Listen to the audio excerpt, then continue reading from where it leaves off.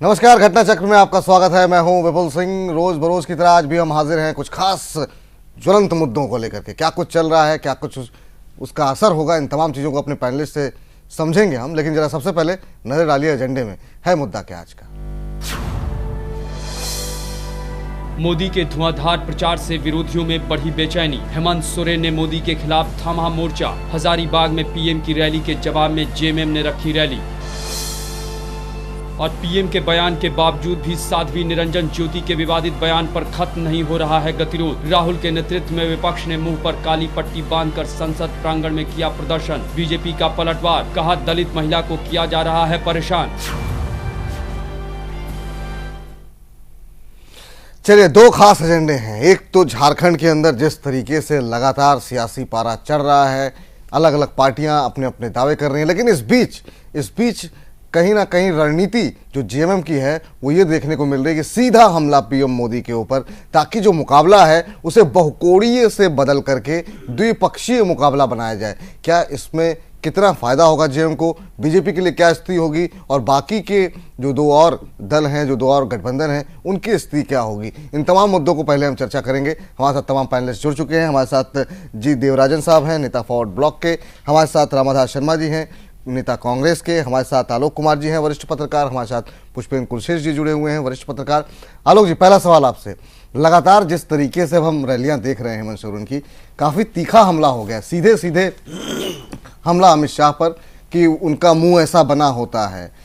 प्रधानमंत्री को काले धन को लेकर के दलाल शब्द का इस्तेमाल किया जा रहा है अमित शाह के लिए। व्यापारियों कोई इसको बेच देंगे, जंगल बेच देंगे, हम आदिवासियों के पास जमीन के अलावा है क्या, वो जमीन छीन ली जाएगी। क्या ये बहुकोणीय से द्विपक्षीय मुकाबला बनाने की रणनीति है जेएमएम की, और अगर है तो कितनी कारगर इसे आप मान रहे हैं?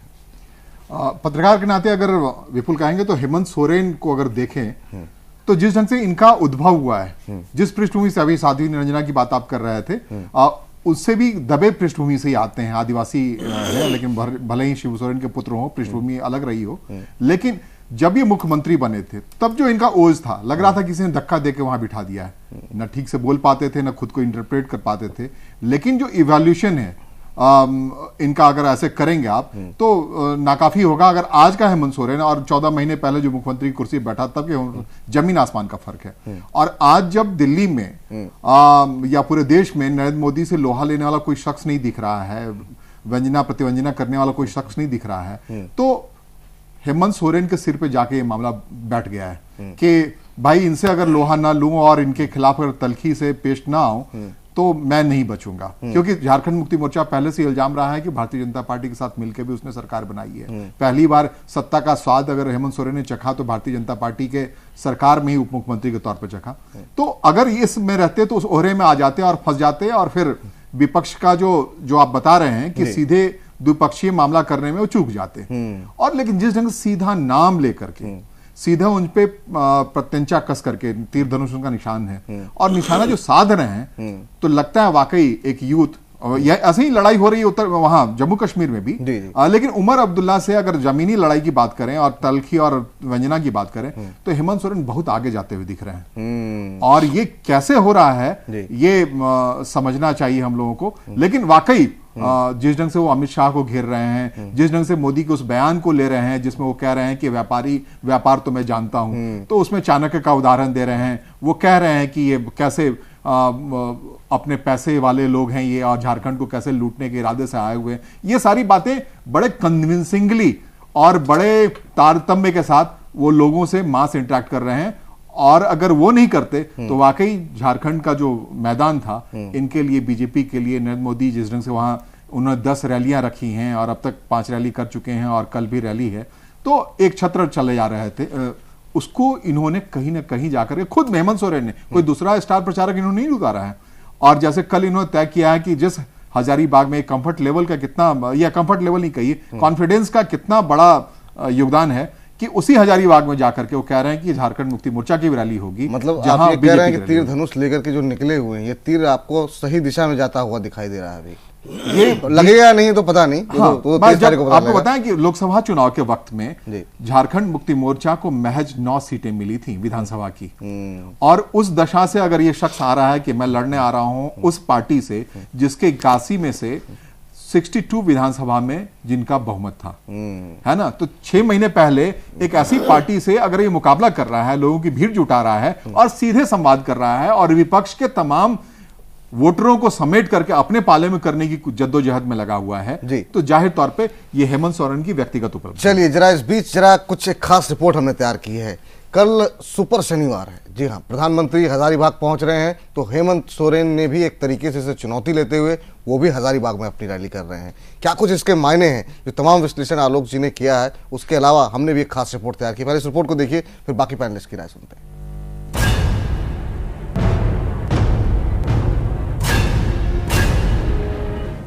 सधा हुआ अंदाज, आक्रामक तेवर, जनता के दिल में सीधे उतरने वाले अल्फाज, हिंसा से कभी किसी का भला नहीं होगा। पीएम नरेंद्र मोदी के इस स्टाइल ने देश ही नहीं विदेश में भी लाखों करोड़ों लोगों को उनका मुरीद तो बनाया ही है, लेकिन ये सबसे ज्यादा भारी पड़ा है मोदी विरोधियों पर, जो इस प्रभावशाली प्रचार की तोड़ निकालने के लिए आए दिन नया रास्ता निकालते हैं, लेकिन मोदी हमेशा सबसे 2 कदम आगे निकल जाता है। किसान सुखी हो जाए। संसद भवन के प्रांगण में मुंह पर काली पट्टी बांधे ये नेता किसी परिचय के मोहताज नहीं हैं। सबके सब देश के जाने माने नाम हैं, लेकिन क्या करें, जब बातों से मोदी का मुकाबला नहीं कर पाए तो मोदी विरोध का ये रास्ता ढूंढ निकाला। अब इनको कौन बताए कि विरोध के लिए विरोध नीति सीखने के लिए बीजेपी की शरण में जाना चाहिए। संसद से सड़क तक मोदी विरोधियों पर किस कदर हावी और भारी पड़ रहे हैं, इसका अंदाजा पहले महाराष्ट्र, हरियाणा और अब झारखंड के चुनाव प्रचार को देखकर लगाया जा सकता है, जहां ज्यादातर पार्टियां मोदी के हाईटेक और सधे हुए प्रचार के मुकाबले के लिए अपनी रणनीति में बदलाव कर रही हैं, जिसका सबसे ज्यादा असर दिख रहा है झारखंड मुक्ति मोर्चा के प्रचार अभियान पर। मोदी को चुनौती देने के लिए मुख्यमंत्री हेमंत सोरेन ने प्रचार के पारंपरिक तौर तरीकों को तो बदला ही है, अपने अंदाज भी बदल लिए हैं और तेवर को बेहद तल्ख कर लिया है। संसद के धुरंधरों को इस युवा मुख्यमंत्री से भी सीखना चाहिए, जो बेलौस होकर रैलियों के मंच से सीधे बीजेपी और पीएम नरेंद्र मोदी पर सटीक निशाना साध रहा है। मोदी और हेमंत का मुकाबला शनिवार को हजारीबाग में होना है। मोदी की रैली की सफलता के लिए जहां बीजेपी रिटायर्ड ठहराए जा रहे नेता यशवंत सिन्हा से लेकर नौजवान वित्त राज्य मंत्री जयंत सिन्हा तक ठंड में पसीना बहा रहे हैं, तो सत्ता की ताकत के आसरे हेमंत सोरेन हजारीबाग में ही रैली कर खुद को मोदी के सामने डटा हुआ दिखाने की कोशिश कर रहे हैं। Bureau report, Jain TV. चलिए, देखा आपने किस तरीके से तमाम तरीके से मोदी के एक तरीके से जो एक कहते हैं आकर्षण जो बनता हुआ दिखाई दे रहा है, उसको समाप्त करने की कोशिश लगातार हो रही है। और झारखंड की अगर खास तौर पर बात करें तो वहाँ पे कोशिश ये है जेएमएम की तरफ से कि इस पूरे मुकाबले को द्विपक्षीय बनाया जाए। पुष्पेंद्र जी, आपसे जानना चाहेंगे, आपको लग रहा है कि जिस रणनीति के तहत पहले 81 सीटों पर लड़ना और उसके बाद अब सीधा हमला बोलना, क्योंकि हम देख रहे हैं कि आम आदमी पार्टी दिल्ली के अंदर अरविंद केजरीवाल ने एक तरीके से अब कुछ खिलाफ उनके बोलना बंद कर दिया। उन्होंने कहा मैं सकारात्मक प्रचार करूंगा।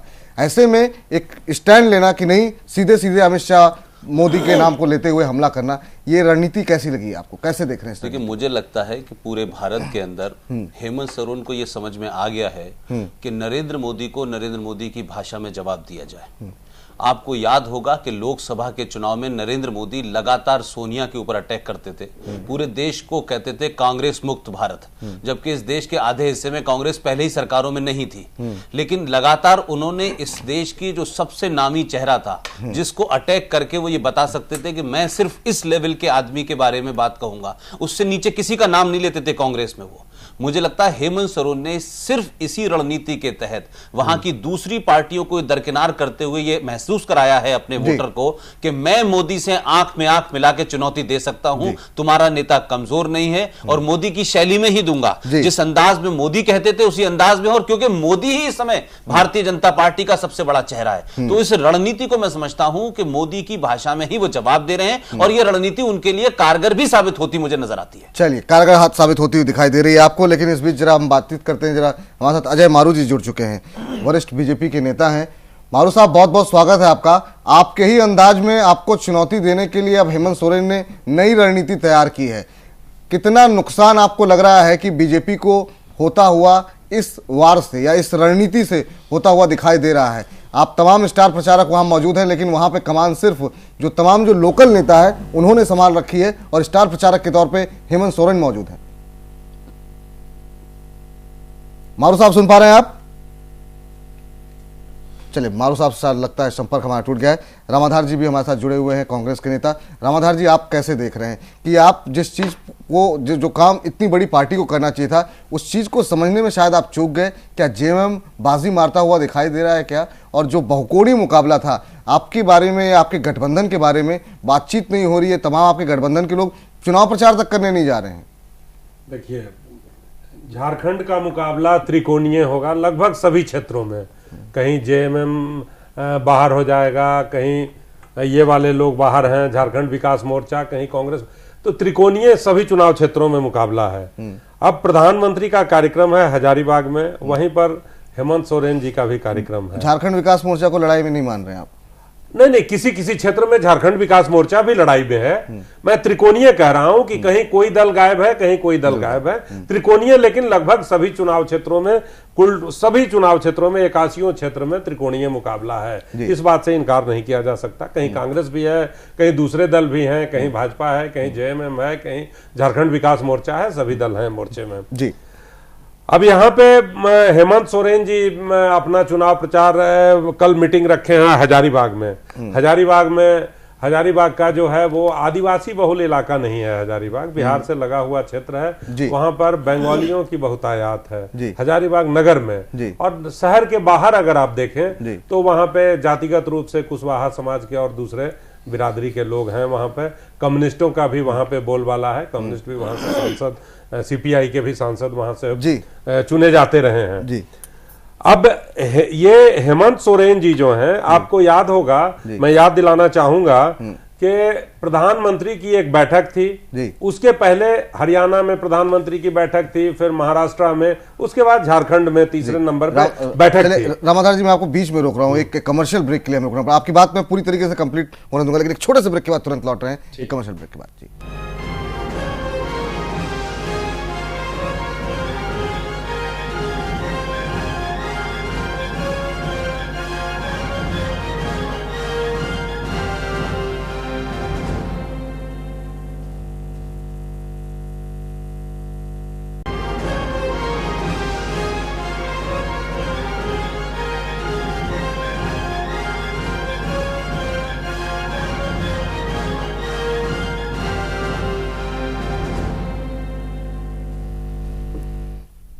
घटना चक्र में ब्रेक के बाद आपका स्वागत है। हम बात कर रहे हैं जिस तरीके से जेएमएम ने अपनी रणनीति बनाई है कि सीधा हमला, सीधी बातचीत अब वो बीजेपी से कर रही है, प्रधानमंत्री मोदी के बारे में बोल रही है, अमित शाह के बारे में बोल रही है। क्या ये रणनीति जो बनाई है कि बहुकोणीय मुकाबले को द्विपक्षीय मुकाबले में तब्दील किया जाए, क्या कुछ इसके मायने हो सकते हैं? तमाम पैनलिस्ट हमारे साथ मौजूद हैं। हमारे साथ अजय मारू जी जुड़ चुके हैं, वरिष्ठ भारतीय जनता पार्टी के नेता हैं, पूर्व राज्यसभा एमपी भी हैं। मारू साहब, बहुत बहुत स्वागत है आपका जैन टीवी में।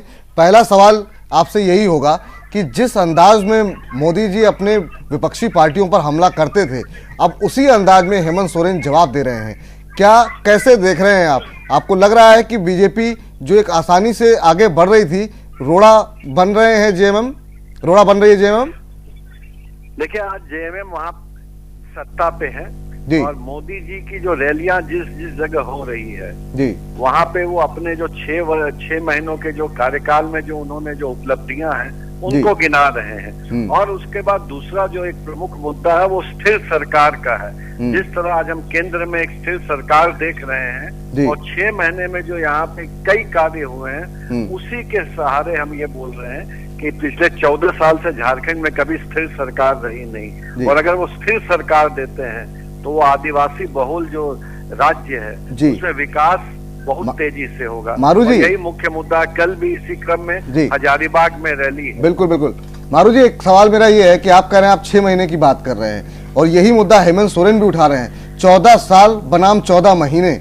आपको लगता है ये केंद्र में 6 महीने की जो आप बखान कर रहे हैं वो राज्य के चुनाव में क्या वो असर डालेगा? और जबकि हेमंत सोरेन 14 महीने जो उन्होंने गुजारे हैं वर्सेस 14 साल जिसमें एक बड़ा कार्यकाल आपका रहा है, उसको टारगेट कर रहे हैं। ये क्या आपको जो तमाम बातें आप कह रहे हैं, आपको लगता है कि लोग पचा पाएंगे इस बात को, क्योंकि लंबे समय तक आपका शासन रहा?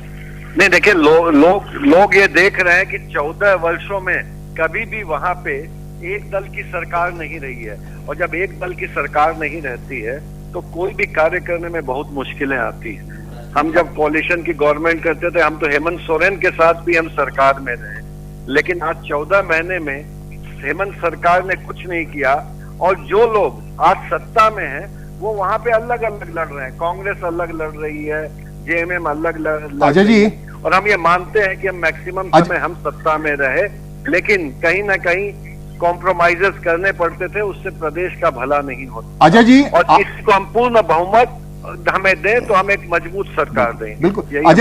अजय जी, आलोक कुमार बोल रहा हूं, लेकिन आप अकेले बहुमत के लिए लोगों के पास नहीं जा रहे हैं। आप ऑल झारखंड स्टूडेंट यूनियन और एलजेपी के साथ समझौते के तहत जा रहे हैं, फिर तो वही स्थिति बनने वाली है। नहीं, हम 81 सीटों में, हम 72 सीटों में हम लड़ रहे हैं, और 8 सीटों में आजसू लड़ रही है, 1 में लोजपा लड़ रही है। और जहां तक आजसू की बात है, हमारे साथ हम जब सरकार में रहे, हमारा पोस्ट पोल अलायंस आजसू से हमेशा रहा है, और ये पहली बार है जब हम प्री पोल कर रहे हैं। पिछले लोकसभा चुनाव का अगर हम परिणाम देखें या वोट शेयर देखें तो 6% वोट आजसू लाए थे। हमें लगा कि अगर हम उनके साथ चलेंगे तो हम एक स्थिर सरकार हम दे सकते हैं।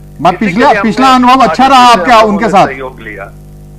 पिछला अनुभव काफी अच्छा रहा है सरकार चलाने में, जो जनता के बीच आप बता पा रहे हैं उनको?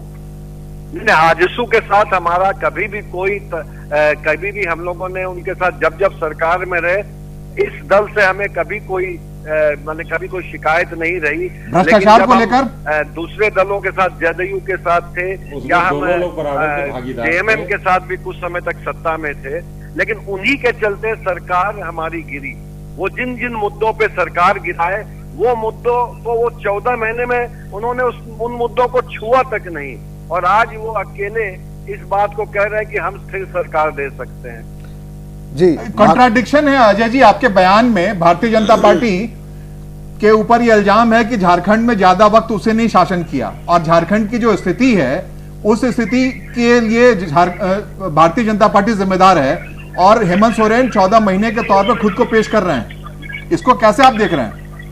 नहीं, 14 महीने के शासन में इन्होंने कभी भी कोई वैसा काम नहीं किया जिससे ये लगे कि एक मजबूत सरकार उन्होंने दी थी। नक्सली हमलों पर तो लगाम लगाया उन्होंने। 14 महीने में एक भी नक्सली वारदात नहीं हुई झारखंड में। 14 वर्षों में 9 वर्ष तक हम लोगों ने सत्ता में रहे, लेकिन क्योंकि फ्रैक्चर्ड मैंडेट था और कई कॉम्प्रोमाइजेस करने पड़ते थे, कभी कभी हम कोई डिसीजन लेते थे, उस डिसीजन के चलते सरकार को उन लोग चलने नहीं देते थे, और इसके बाद जब लगा कि यहाँ कोalition की गवर्नमेंट से इस प्रदेश का भला नहीं हो सकता है, इसलिए आज हम पूर्ण बहुमत के साथ यहाँ आना चाहते हैं। मारू जी, एक जो है 2 सवाल हैं। एक तो रामाधार जी पूछ रहे हैं कि उन्होंने कम से कम 14 महीनों में कोई बड़ा नक्सली हमला नहीं हुआ है, ये बड़ी कामयाबी है हेमंत सोरेन की। दूसरी बात, मेरा जो सवाल आपसे था वो ये था कि जिस तरीके से आप कह रहे हैं कि अगर मान लीजिए इस बार आपको मैंडेट नहीं मिलता है, पूर्ण बहुमत नहीं मिलता है, तो क्या आप सरकार नहीं बनाएंगे जिस तरह दिल्ली में नहीं बनाई गई थी, या फिर से आप कोई गठबंधन में जाएंगे?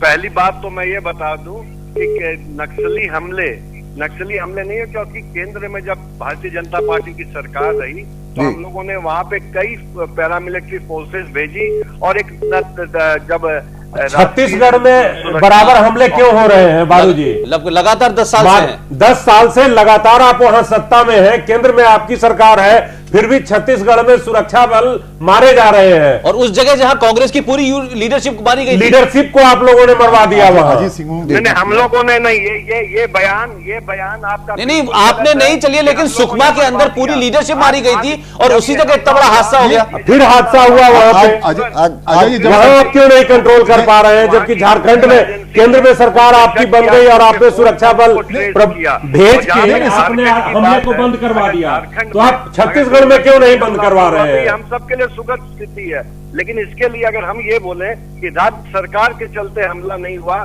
तो ये एक दूसरा संकेत भी देता है कि राज्य सरकार, तो आप छत्तीसगढ़ में अब जहां आपकी सरकार है वहां आप पर्याप्त सुरक्षा बल क्यों नहीं दे रहे हैं? वो शांत है। झारखंड में जब आपने रुकवा दिया तो आप छत्तीसगढ़ में क्यों नहीं रुकवा रहे हैं? दूसरा प्रश्न पूछा है कि भारतीय जनता पार्टी जब आएगी, हमने अपने घोषणा पत्र में भी लिखा है कि हम गांव तक अपनी विकास की जो चीजें हैं वो ले जाएंगे, और जहां तक नक्सली हमलों की बात है, हम उनको कंट्रोल। मारू साहब आप जैसे छत्तीसगढ़ में आपने कंट्रोल किया, रामाधार जी एक सेकंड, एक आपने गठजोड़ वाले सवाल का जवाब नहीं दिया कि अगर पूर्ण बहुमत नहीं मिला तो क्या दिल्ली की तरह आप। पहली बात तो ये पूर्ण बहुमत, हम सिर्फ पूर्ण बहुमत की बात नहीं कर रहे हैं, हम 2/3 बहुमत से जीत के आएंगे। तो मैं दूसरा अगर नहीं मिला तो झारखंड का इतिहास रहा है कि पहले चुनाव से लेके और लास्ट अंतिम विधानसभा चुनाव तक हर चुनाव में आपकी सीटें घटी हैं। इस बार आप 18 से और नीचे जा रहे हैं। चलिए ये तो 23 तारीख को रिजल्ट आने वाला है, और मैं दावे के तो आप अभी से अपनी सरकार कैसे बनाने लगे? आपके तो वहां पे 9 से 11 विधायक के बीच में चुन के आने वाले हैं। 33 सीटों में 25 सीटों पे जीत के आ रहे हैं, और ये ज्यादा समय नहीं बचा हुआ है। अभी आपके एक प्रभारी परसों बता रहे थे कि मैं 33 सीटों में से 19 सीटों पे जीत के आ रहा हूं, और आप अभी 25 पर जितवाने लगे। मैं 25 में बोल ही रहा हूं, क्योंकि मैं तो ग्राउंड परसों आपके दल के वरीय लीडर थे, उनका कहना था कि मैं 19 पे जीत के आ रहा हूं। टाइप की सीटें थी, और वो पहले से 8 सीटें हमारे पास थी। मारू साहब चलते चलते आखिरी सवाल, परसेंटेज बढ़ा है जी, आखिरी सवाल। ये पूरा वोटिंग परसेंटेज जो बढ़ा है, ये भारतीय जनता पार्टी के पक्ष में है, और 33 सीटें में हम 25 से ज्यादा सीटें लेके। मारू साहब, कॉन्फिडेंस आपका सही है, लेकिन दूसरी बात कि जनता यही पूछ रही है कि झारखंड की जो दशा है छत्तीसगढ़ से खराब है और उत्तराखंड से खराब दशा है, इसके पीछे भारतीय जनता पार्टी की जो आप कह रहे हैं गठजोड़ की सरकारें ही जिम्मेदार हैं। नहीं, मैं उस समय जो कार्य था, झारखंड में लोग कह रहे हैं कि अगर यहाँ भाजपा की सरकार आई तो हमारे झारखंड की स्थिति छत्तीसगढ़ से भी बदतर हो जाएगी नक्सली हमलों के मुकाबले में। संपूर्ण विकास के लिए पूर्ण बहुमत की सरकार है, और जनता ने केंद्र में देख लिया, जिस तरह 30 वर्षों के बाद एक पूर्ण बहुमत की सरकार चले देश में जो विकास के कार्य पिछले 6 महीने में हुए, और ये भी हम वहाँ पे करके दिखाएंगे। चलिए मारू साहब, झारखंड में आप 18 से ज्यादा सीट लाने चलिए ठीक है। रामाधार जी ब्रेक, शुभकामनाएं। रामाधार जी एक छोटे से ब्रेक के लिए रुक रहे हैं। मारू साहब बहुत बहुत शुक्रिया, बहुत बहुत शुभकामनाएं हमारी तरफ से। जो आप दावे कर रहे हैं वो हकीकत के रूप में लें, अब वो होते हैं या नहीं ये तो खैर हम 23 तारीख को ही देखेंगे। एक छोटे से ब्रेक के लिए रुक रहे हैं, ब्रेक के बाद भी ये चर्चा जारी रहेगी। एक और खास मेहमान हमारे साथ जुड़ेंगे ब्रेक के बाद, अवधेश कुमार जी, वरिष्ठ पत्रकार, आप बने रहिए हमारे साथ।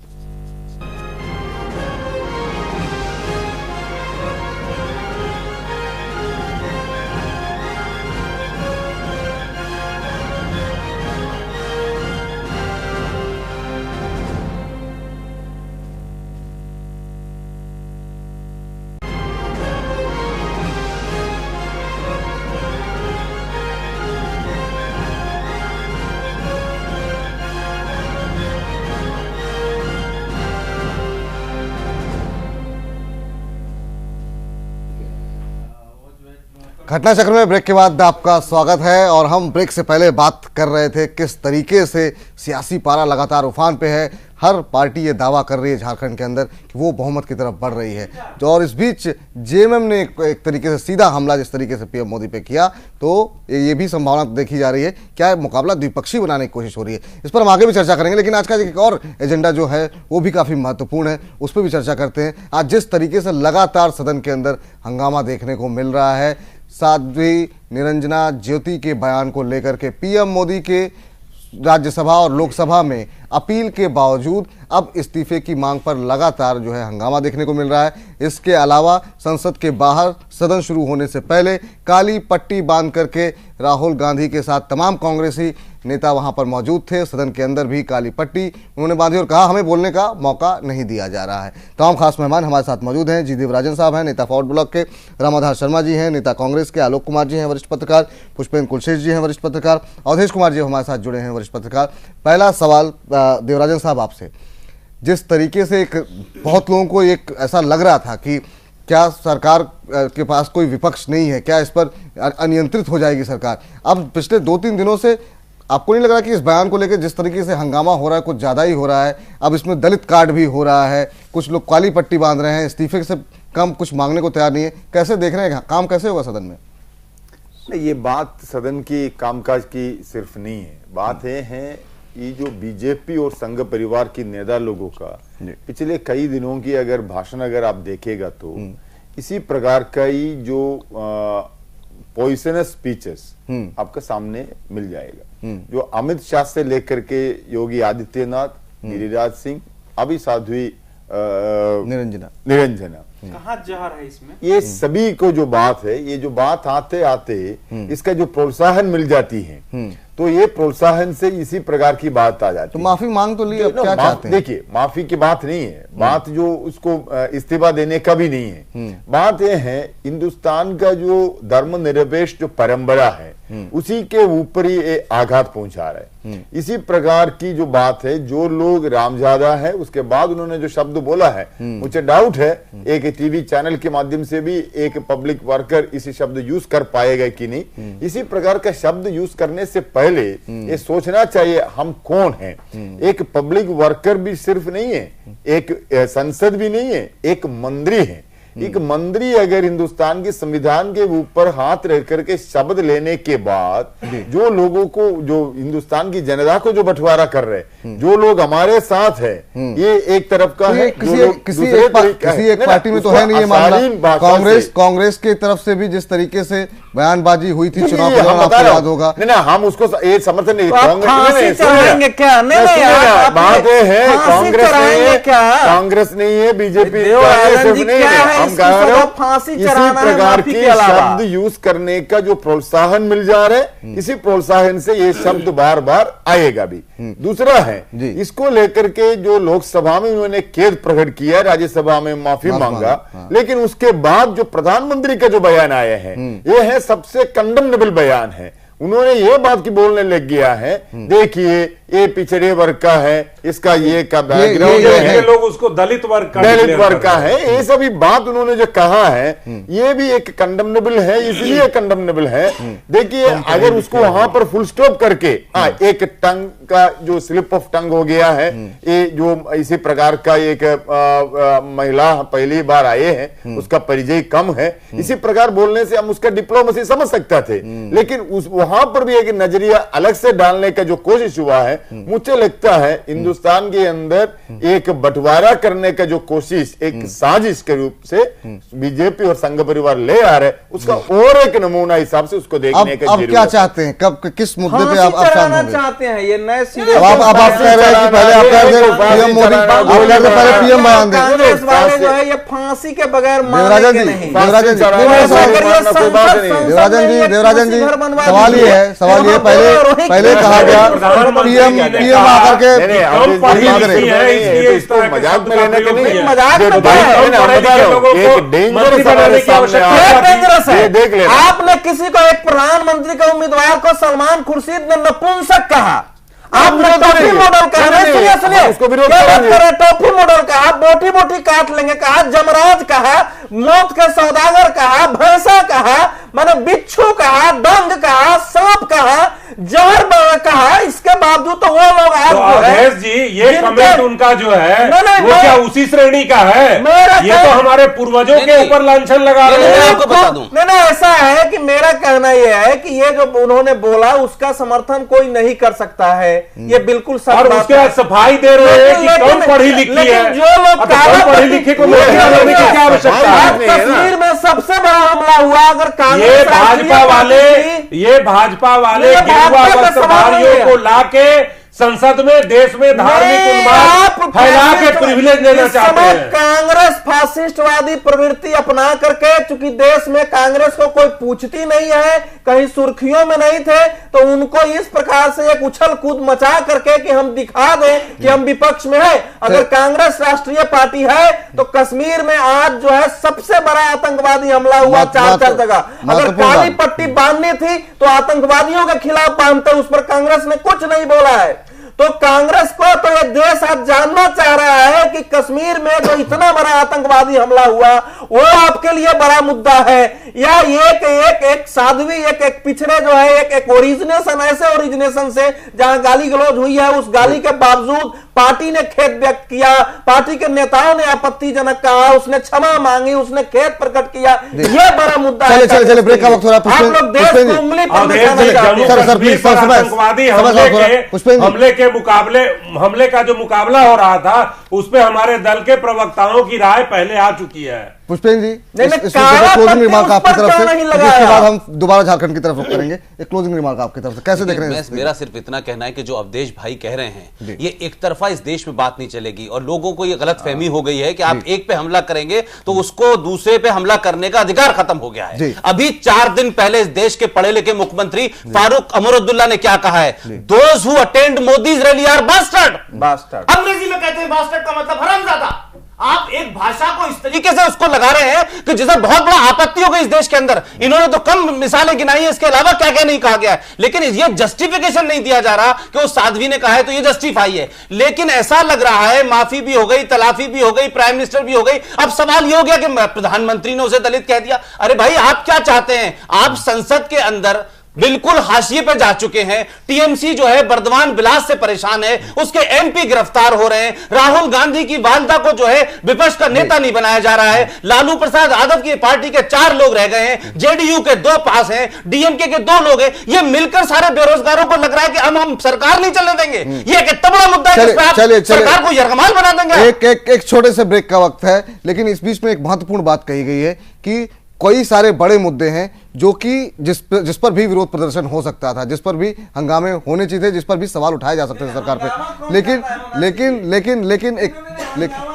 जिस पर सवाल उठाए जा सकते थे। छोटा सा ब्रेक ले रहे हैं, ब्रेक के बाद दोबारा विषय परिवर्तन करेंगे और झारखंड का रुख करेंगे। क्या कुछ राजनीति वहां बदल रही है।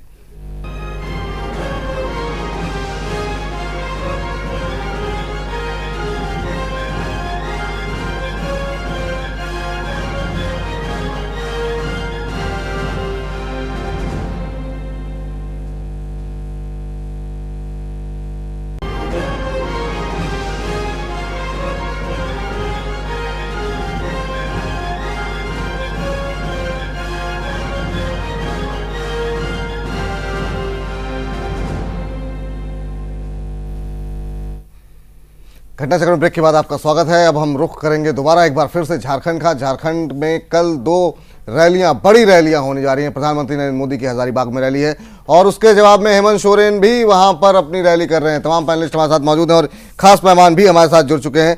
संजय सिंह जी हमारे साथ जुड़े हैं, बीजेपी के नेता। संजय जी, आपसे जानना चाहेंगे क्या स्थिति लग रही है बीजेपी की इस समय ग्राउंड के अंदर? क्या बीजेपी जो पूर्ण बहुमत की बात कह रही है वो अचीव कर पाएगी, या आपको लग रहा है कि जो चतुष्कोणीय मुकाबला है उसमें कई पार्टियां ऐसी हैं जो अब तक 14 साल का शासन रहा है, उसी तरह की सरकार बनेगी इस बार भी? देखिए भाई साहब, भारतीय जनता पार्टी ने माननीय नरेंद्र मोदी जी को नेतृत्व मानकर झारखंड में चुनाव लड़ रही है। हमारे साथ सहयोगी दल आजसू के भी नेता है और लोजपा के भी सहयोगी दल हैं, और हमें उम्मीद करते हैं कि नरेंद्र भाई मोदी जी जो देश के लोकप्रिय प्रधानमंत्री हैं, उनके अगुवाई में झारखंड पूर्ण बहुमत की ओर आगे बढ़ रही है। जो 2 चरण के चुनाव हुए हैं, उस 2 चरण के चुनाव की रुझान को देखते हुए भाजपा पूर्ण बहुमत की ओर बढ़ रही है। इसीलिए प्रधानमंत्री जी को हर 6-7 विधानसभा में एक कार्यक्रम अपना आयोजित करना, आम सभा आयोजित कराना पड़ रहा है। जी, आपसे जानना चाहेंगे यहाँ पर कि यहाँ तमाम तरह के आरोप भी लग रहे हैं। जब हम झारखंड मुक्ति मोर्चा से बात करते हैं, अपनी दावेदारी तो कह रहे हैं, लेकिन साथ साथ ये भी कह रहे हैं कि बीजेपी ने चुनाव प्रचार को काफी महंगा बना दिया है। आसान नहीं रहा है अब चुनाव लड़ना, कि जिस तरीके से तमाम हेलीकॉप्टर घूम रहे हैं, तमाम चीजें हो रही हैं, जो छोटी पार्टियां हैं उनके लिए मुकाबला करना मुश्किल हो रहा है, इतने पैसे लगाए जा रहे हैं।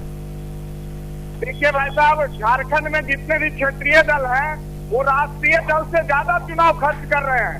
जेएमएम के भी और जेवीएम के भी, कांग्रेस के भी, आरजेडी के भी, जितने क्षेत्रीय दल हैं सब लोग हेलीकॉप्टर रखे हुए हैं और वो लोग भी चुनाव प्रचार कर रहे हैं। वो भी चुनाव प्रचार में सबसे ज्यादा रुपए खर्च कर रहे हैं। प्रचार प्रसार, कार्यकर्ताओं के बीच, रैलियों के बीच, छोटे छोटे नुक्कड़ सभा के बीच इनके भी अप टू डेट जो टेक्नोलॉजी है वो हाईटेक टेक्नोलॉजी हो रही है। हमसे ज्यादा वो भी चुनाव प्रचार में रुपए खर्च कर रहे हैं। हम तो एक भाजपा। संजय जी ये बताइए, नरेंद्र मोदी कह रहे हैं, नरेंद्र मोदी बार बार आप कह रहे हैं, झारखंड का अगला मुख्यमंत्री कौन होगा आपकी पार्टी की ओर से? देखिए, भारतीय जनता पार्टी एक अनुशासित पार्टी है, राष्ट्रीय विचारधारा वाली पार्टी है और राष्ट्रीय सोच वाली पार्टी ने जो पूर्ण बहुमत हमारा आएगा तो संसदीय दल बोर्ड ये निर्णय लेती है कि झारखंड में मुख्यमंत्री कौन होगा भाजपा का। आदिवासी होगा या गैर आदिवासी होगा? होंगे पार्टी की ओर से। आदिवासी होगा या गैर आदिवासी होगा? देखिए, ये तो उतना उनका विधायक ही चुन के नहीं आएगा तो मुख्यमंत्री कौन होगा, ये प्रश्न तो बेमानी है। झारखंड में इस बार 14 वर्षों के अंदर जो राजनीति का स्थिरता हुई है, एक और स्थिर सरकार बनी है, एक कमजोर नेतृत्व वाली सरकार बनी है, वो इस बार नहीं रहेगी। भाजपा एक योग्य कर्मठ और शिक्षित उम्मीदवार को झारखंड का मुख्यमंत्री बनाने की संकल्प लिया है। आदिवासी या गैर आदिवासी? आदिवासी या गैर आदिवासी?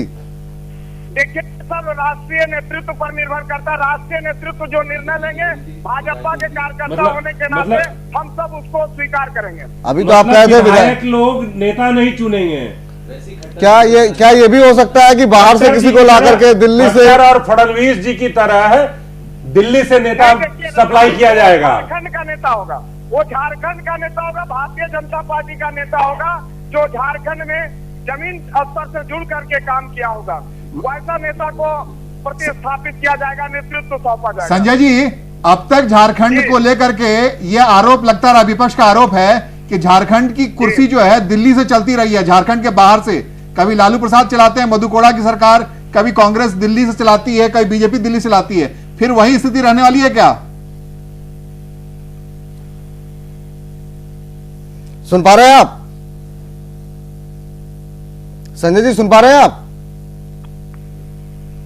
चलिए, लगता है उनसे संपर्क हमारा टूट गया है। संजय को तृतीय नेत्र महाभारत के युद्ध तक के लिए ही मिला। चलिए दोबारा उनसे बातचीत करने की कोशिश करेंगे, लेकिन इस बीच अवधेश जी आपसे जानना चाहेंगे, आप कैसे देख रहे हैं? अब 2 चरण बीत चुके हैं, तीसरे चरण का चुनाव जो है वो अब मंगलवार को होना है। 33 सीटें पे फैसला लोगों ने ईवीएम में बंद कर दिया है। कैसे देख रहे हैं इस चुनाव प्रचार को, और खासतौर से जिस तरीके से जेएमएम की रणनीति रही है, हेमंत सोरेन सीधा मुकाबला कर रहे हैं, जिस तरीके से उन्हीं की शैली में व्यंग्यात्मक जो है लहजे में जवाब दे रहे हैं, सीधा हमला बोल रहे हैं, आपको लगता है मुकाबले को द्विपक्षीय बनाने की कोशिश जो कर रहे हैं, कितनी रणनीति कामयाब होती हुई दिखाई दे रही है आपको? देखिए, झारखंड में 80 से 85% तो द्विपक्षीय मुकाबला हो ही गया है, इसमें कहीं कोई डाउट नहीं है। 15 से 20% ही ऐसी सीटें हैं जहां की त्रिपक्षीय या चतुर्पक्षीय मुकाबला हो सकता है, लेकिन पूरे राज्य की दृष्टि से देखेंगे तो निश्चित रूप से जो है, और कांग्रेस का हम लोग तो जैसे बचपन में किसी को चिढ़ाते थे ना, के एमपी, खींच खांच के मैट्रिक पास, के एमपी वाला, तो वो कांग्रेस की वो भी स्थिति नहीं होनी है हमारे राम आधार जी, हमारे मित्र के पार्टी की। इसलिए कांग्रेस पर तो चर्चा भी झारखंड में करना जो है, अपना समय नष्ट करना है, एक पत्रकार के नाते अगर मैं देखता हूं तो पत्रकार के नहीं, आप तो भाजपा के प्रवक्ता के, वो आप जो भी नाम दे दीजिए, आप बिल्कुल भाजपा के प्रवक्ता के रूप में पैनल में हैं।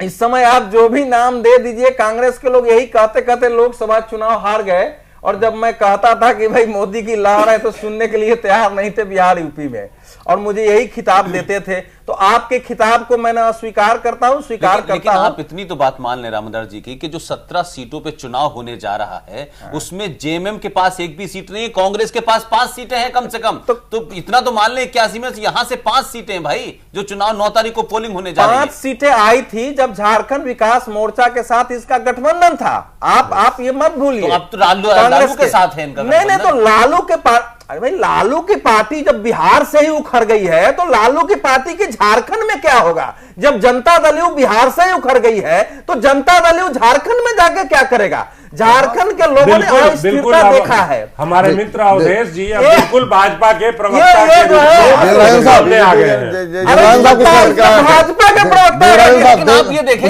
नया चल रहा है कि जो जिस क्षेत्र से उखड़ चुका है, जैसे नीतीश कुमार हरियाणा में आके तो डुबा दिए, तो भाजपा को जिता दिया। देवराजन साहब कुछ कहना चाहते हैं? देवराजन साहब कुछ कहना? ना देवराजन जी कहेंगे ऐसा है कि 3 बार इन्होंने मेरे को खिताब दे दिया। जी। तो सुना ना, जब मरता हुआ आदमी कोई शाप भी दे, कोई गाली भी दे ना, तो उसको सुन लेना चाहिए। वो दया के और सहानुभूति। चलिए देवराजन साहब जी को उसी श्रेणी। चलिए देवराजन साहब समय बहुत कम रह गया।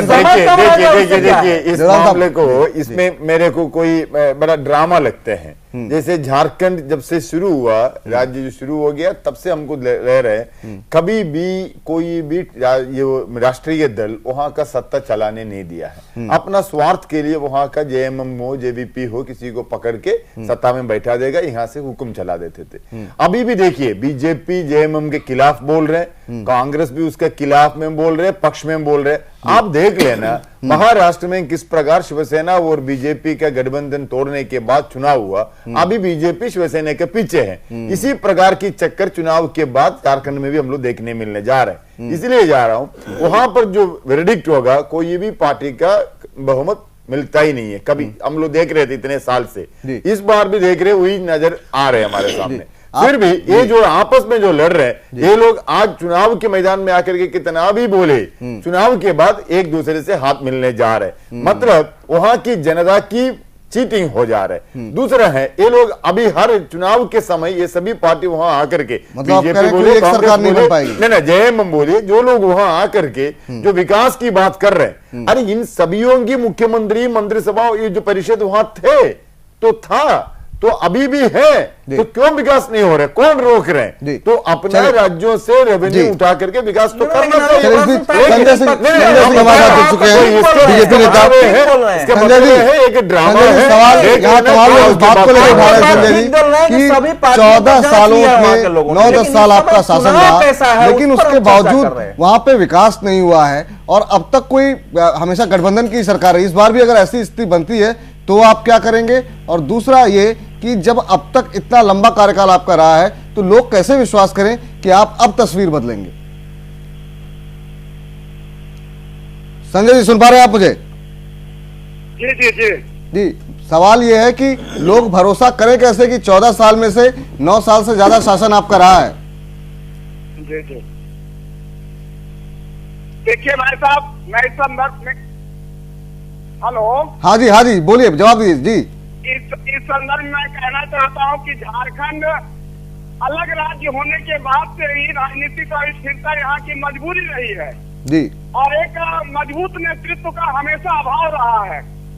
राजनीतिक अस्थिरता होने के कारण, कमजोर नेतृत्व होने के कारण, खंडित जनादेश मिलने के कारण राज्य को जो 14 वर्षों में बहुत आगे जाना चाहिए था, वह 14 वर्षों में तो मुख्यमंत्री तो आपका था 9 वर्ष तक। मुख्यमंत्री हुए, कमजोर मुख्यमंत्री आपने पहले दिए हैं क्या? किसको कह रहे हैं? संजय जी मुख्यमंत्री आपने कहा कमजोर नेतृत्व, खंडित जनादेश के कारण सर्वांगीण विकास नहीं हो पाए हैं।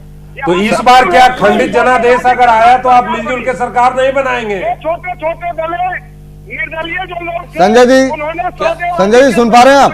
कहीं ऐसा तो नहीं है, ये पूछे इनसे कि जो संजय जी सुन पा रहे हैं आप? परंपरा है, सवाल ये है, लोग ये कह रहे हैं, आपने कहा कमजोर नेतृत्व, कौन से मुख्यमंत्री को अपने आप कमजोर मान रहे हैं? बाबूलाल मरांडी जी को कहेंगे, क्योंकि और मौजूद कौन है ये तो बता दें। जब तक हमें पूर्ण बहुमत नहीं मिलेगा, राज्य में राजनीतिक अस्थिरता होगी, राज्य में जब तक के खंडित जनादेश होगा, इसी को मैं कमजोर नेतृत्व मानता हूँ। जैसे प्रधानमंत्री नरेंद्र भाई मोदी को पूर्ण बहुमत देश की जनता ने दी, आज वह विश्व में डंका बजा रहे हैं। अगर उसी प्रकार की पूर्ण बहुमत की सरकार झारखंड राज्य में बनेगी, तो भाजपा के जो भी मुख्यमंत्री होंगे, संजय जी झारखंड अपनी परंपरा का निर्वहन करेगा। मजबूत नेतृत्व है किसका? कौन बनेगा मुख्यमंत्री? मजबूत नेतृत्व किसका होगा? हमारे यहाँ देखिए, नेताओं की कमी नहीं है भारतीय जनता पार्टी में। भारतीय जनता पार्टी में एक से एक नेता है हमारे प्रदेश। दो चार लोगों के नाम बता दीजिए सर, जो मजबूत दिख रहा है। केंद्र में 2 नाम बता दीजिए। दो चार, संजय जी नहीं, आप ऐसे सवाल क्या भाजपा में कोई मुख्यमंत्री बनने लायक नेता नहीं है? मैं आप दोनों लोगों से पूछ रहा हूं। खुद कह रहे हैं कमजोर नेतृत्व है इनका। वो तो उनको कहने दीजिए। दो चार नाम बता दीजिए जो मजबूत नहीं हो सकते। जनता पार्टी झारखंड में आप लोग ये मानते हैं त्रिमूर्ति कि वहाँ कोई नेता ही नहीं है मुख्यमंत्री? नहीं, हम तो उनकी बात को टो कर रहे हैं कि कह रहे हैं कमजोर नेतृत्व रहा, तो अपने पुराने मुख्यमंत्री को कमजोर बता रहे हैं, या फिर कोई नया तो पेश कर दें उनसे मजबूत। इस समय भारतीय जनता पार्टी का मतलब एको हम द्वितीय नास्ती। अवधेश जी, चुनाव का रिजल्ट आएगा झारखंड का, हम लोग देखेंगे भाजपा वहां 15 से 17 सीटों के बीच में सिमट के नहीं, असली बात ठीक है। 15 असली बात तो संजय, तो आप हम लोग बढ़िया 5 स्टार में लेके असली बात तो संजय जी नहीं बता पा रहे हैं कि चलिए झारखंड की जनता को संजय जी इंश्योर करेंगे कठपुतली सरकार नहीं चलेगी वहां से। नहीं विपुल, बहुत धन्यवाद। नहीं, ऐसा देखो भारतीय जनता पार्टी के पास प्रदेश चलिए, लगता है बहुत बहुत शुक्रिया, बहुत बहुत धन्यवाद संजय जी इस कार्यक्रम में गलत है कि जुड़ने के लिए। बहुत बहुत शुभकामनाएं हमारी तरफ से। बहुत बहुत शुक्रिया देवराजन साहब इस कार्यक्रम में जुड़ने के लिए। रामाधार जी आपका भी बहुत बहुत शुक्रिया। आलोक जी आपका भी बहुत बहुत शुक्रिया। पुष्पेंद्र जी आपका भी बहुत बहुत धन्यवाद। अवधेश जी आपका भी बहुत बहुत शुक्रिया इस कार्यक्रम में जुड़ने के लिए। तो स्थितियां अभी दिलचस्प है, देखना होगा 23 तारीख को आखिर में जनता फैसला क्या सुनाती है। फिलहाल घटना चक्र में इतना ही। तमाम बड़ी खबरों के लिए देखते रहिए जैन टीवी। नमस्कार।